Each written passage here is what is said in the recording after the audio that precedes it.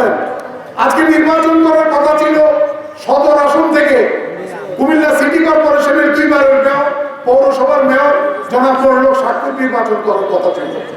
যখন মহাসচিব উনাকে ডাকলেন, উনাকে বললেন যে দল আপনাকে মনোনয়ন না দিলে আপনি নির্বাচন করবেন কিনা। উনি বলছেন আমি নির্বাচন করব। তো নির্বাচন করবেন না কোন শর্তে? উনি বললেন আমি যদি মনিরুল চৌধুরীকে মনোনয়ন দেওয়া হয় তাহলে আমি নির্বাচন করব না। ওই দিনের মনিরুল ঠাকুর কথার উপর ভিত্তি করে আজকে সদরের এমপি প্রার্থীটা জনাব মনিরুল হক চৌধুরী সাহেব। আজকে মনিরুল চৌধুরী সাহেবকে বিজয়ী করার জন্য মনিরুল ঠাকুর প্রতিদিন নির্বাচনভাবে আপনাদেরকে সাথে যোগাযোগ রক্ষা করে চলছে, প্রতিটি এলাকায় যেতে চাচ্ছে।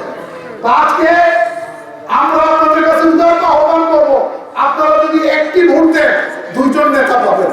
মনিরুল চৌধুরীকে এমপি হিসাবে পাবেন, মনিরুল ঠাকুরকে নেতা হিসাবে আপনারা পাশে পাবেন। এবং কুমিল্লার উন্নয়নে আপনারা জানেন সিটি কর্পোরেশনের উন্নয়নে অনেক উল্লেখযোগ্য ভূমিকা রেখেছেন মনিরুল ঠাকুর। মনিরুল ঠাকুরকেই আপনারা নির্বাচিত করলেন, মনিরুল চৌধুরীকে ভোট দেওয়া মানে মনিরুল ঠাকুরকে নির্বাচিত করলেন। সেই লক্ষ্যকে সামনে রেখে আগামী জাতীয় সংসদ নির্বাচনে মনিরুল চৌধুরীকে ধানের শীষ প্রতীকে মূল্যবান ভোট দেবেন। আর ষড়যন্ত্রকারীরা বিভিন্ন সময় ষড়যন্ত্র করেছে।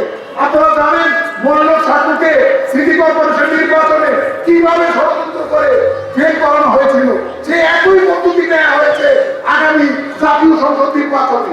আজকে আমি উদারতভাবে একটা কথা বলবো, আপনারা যারা বড় বড় কথা বলেন যে আপনারা নির্বাচন করেন, মনিরুল চৌধুরী কিন্তু প্রার্থী মনোনয়ন দিয়েছেন তারেক রহমান। সেই তারেক রহমানের আদেশ অবজ্ঞা করার বিদ্যুৎ আপনাদের হলো কিভাবে?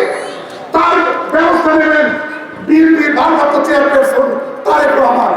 আগামী দিনে মনিরুল চৌধুরীর পক্ষে ভোট চাওয়ার আহ্বান রেখে ধানের শীষ প্রতীকে ভোট প্রার্থনা করে আমার বক্তব্য শেষ করছি। আল্লাহ হাফেজ।